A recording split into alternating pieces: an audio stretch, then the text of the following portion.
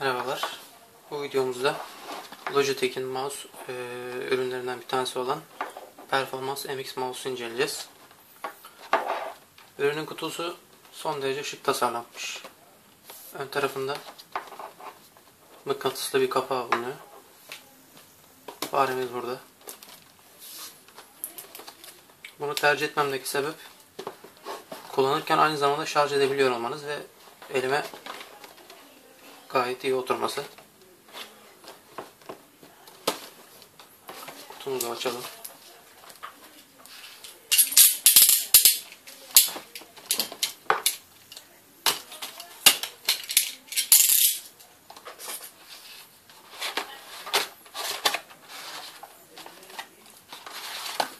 Burada mouse'umuzu görüyorsunuz. Burada Unifying alıcımız var. Bununla bol miktarda Logitech ürününü aynı şekilde bağlayabiliyorsunuz bilgisayarınıza.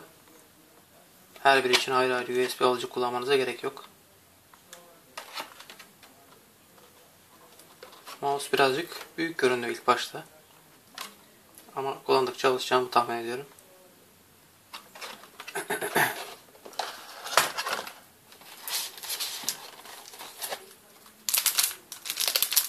Kullanım kılavuzumuz ve içerisinde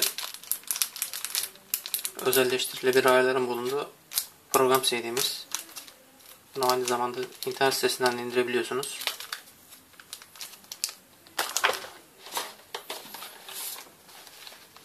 Bu taşıma çantamız, aksesuarları taşımak için gayet şık, kaliteli malzemeden yapılmış. İçerisinde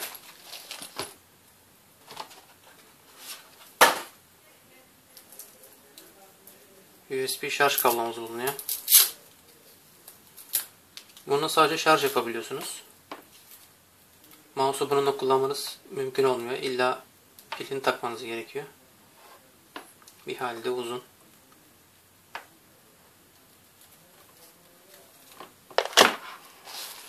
Bunun dışında şarj adaptörümüz bulunuyor. Dilerseniz bunu direkt prize takıp prizden şarj edebiliyorsunuz. Ürünün en sevdiğim özelliklerinden ve tercih sebebimden birisi de şarj ederken kullanabiliyor olmanız. Bundan önceki model olan Revolution'da bunu yapamıyordunuz.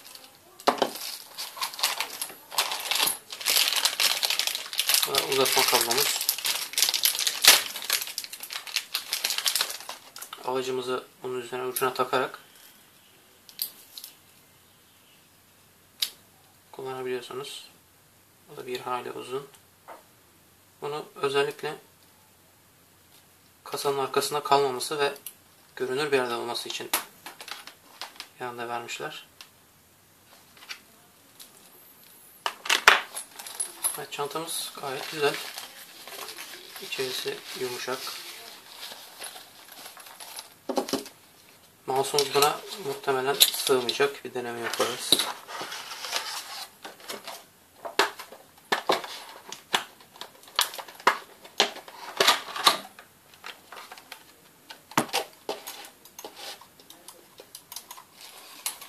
Evet, gördüğünüz gibi sığmayacak. Onun için sadece aksesuarlarını taşıyabileceksiniz.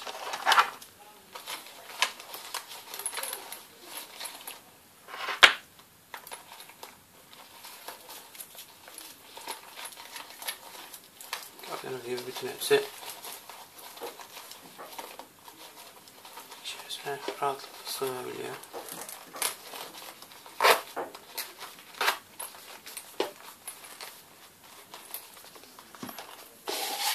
Burada bir adet alıcımız bulunuyor.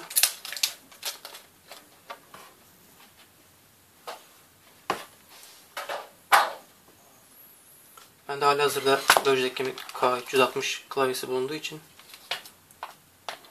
bu yedekte duracak. İkisini tek bir alıcıyla bilgisayarıma bağlayabileceğim.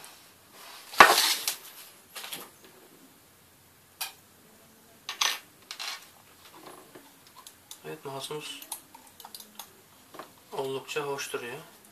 Malzeme kalitesi hemen kendini hissettiriyor. Şu an açık durumda ancak piller temas etmediği için çalışmıyor. çektiğimiz zaman mouse'umuz çalışmaya başlıyor. Bu şarj göstergesi. Aynı zamanda DPI ayarını yaparken DPI göstergesi oluyor. Yan tarafımızda üstte 3 tane butonumuz var. Zoom, ileri ve geri. Aynı zamanda alt kısımda da bir adet fonksiyon tuşumuz bulunuyor. Cihazın en önemli özelliklerinden birisi Dark Field teknolojisi içermesi. Dark Field teknolojisi ile mouse'unuzu cam yüzeylerde dahi kullanabiliyorsunuz, şeffaf yüzeylerde.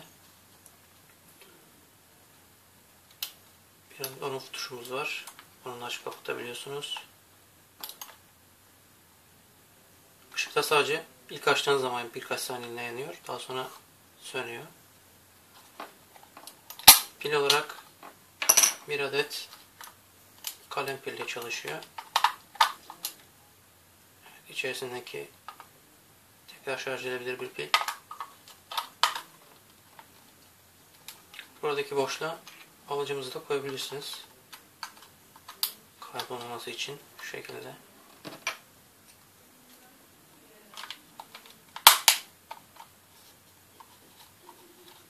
Evet, kaymayı biraz daha iyi hale getirmek için burada lastiklerimiz mevcut. Shell soketimiz. Evet, ürünün diğer bir önemli özelliği de Hyper Scroll özelliği. Gördüğünüz gibi tek bir dokunuşla tekerleği oldukça uzun süre döndürebiliyoruz. Durdurmak için ise buradaki butonu kullanıyoruz. Butona bastığınız zaman normal kaydırma fonksiyonu devreye giriyor. Bu buton mekanik bir buton.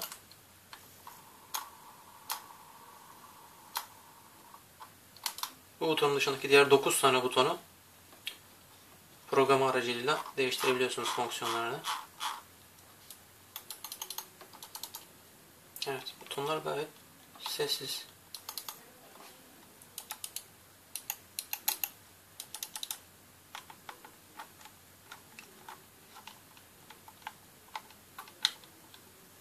Şu an kullandığım mouse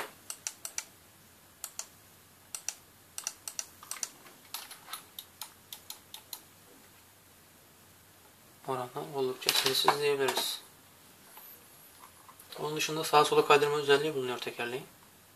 Ne kadar bastırırsanız o derece sağa sola kaydırabiliyorsunuz sayfaları.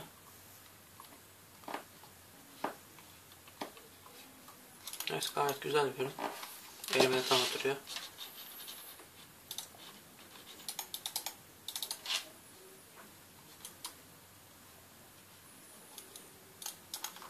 En çok yakından şuradaki şu nikelajlı kısmın soyulması ve alttaki şu plastiklerin erimesi.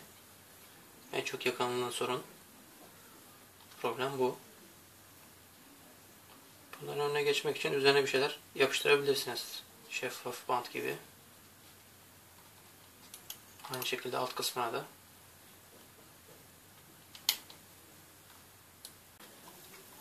Evet, dilerseniz şimdi mouse'umuzun programlarını kurup birazcık da onları inceleyelim. Evet, programlarımızı kurduk. Ayları yapacağımız program Setpoint Settings. Bunun içerisinde var olan Unifying Software ile öncelikle mouse'umuzu eşlememiz gerekiyor. Benim zaten klavyem tanıtılmış olduğu için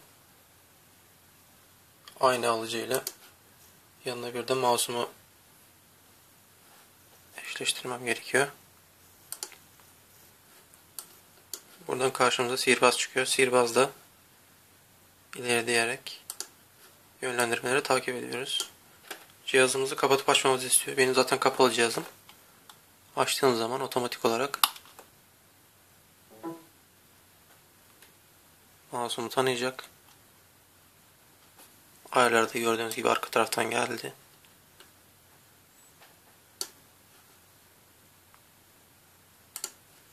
Burada mouse'umuzun hareket ettiğini onaylıyoruz. Evet. Şu anda eşleştirmemiz tamamlandı. Buradan hem mouse'umu hem de klavyemi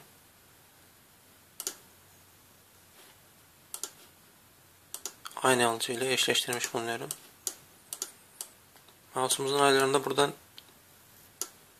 üzerindeki 9 tuşa birden farklı işlevler atayabiliyoruz. İstersek buradaki listeden, istersek de Other kısmından daha fazla seçeneğe ulaşabiliyoruz.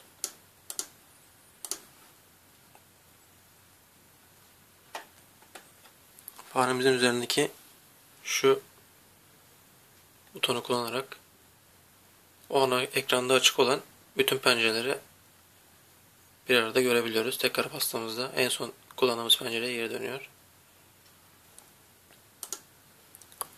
Buradan hassasiyet ayarlarını yapabiliyoruz. Mouse imlecimizin hareket hızı. Burada aynı şekilde yine imlecin hızlarından seçebiliyoruz. Buradan gölge izini ayarlayabiliyoruz. Burada da tekerleğimizin tek bir kaydırmada kaç satır aşağı ineceğini seçebiliyoruz. Yumuşak kaydırma seçeneği de aynı şekilde mevcut. Buradan oyuna özel ayarları yapabiliyoruz. Oynamak istediğiniz oyunu açtığımız zaman otomatik olarak onu algılayıp butonları da buna göre kendi ayarladığınız şekilde otomatik olarak aktif hale getirebiliyorsunuz. Aynı zamanda pil durumunu görebiliyoruz. Buradan takip edebilirsiniz pilinizin durumunu.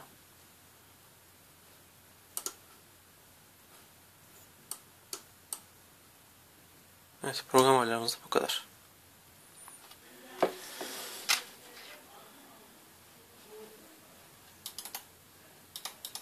Genel olarak dediğim gibi mouse oldukça hoşuma gitti. Gerek malzeme kalitesi olsun, gerekse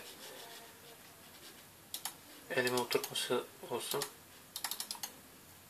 Tabii ilk başlarda birazcık yadırgayacak ama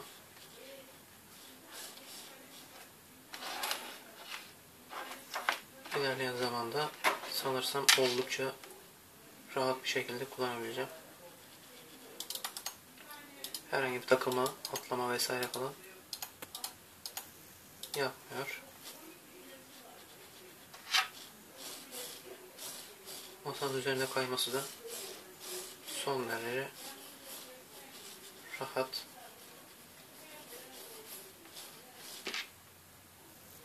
Evet, tavsiye edebileceğim bir ürün. Görüşmek üzere.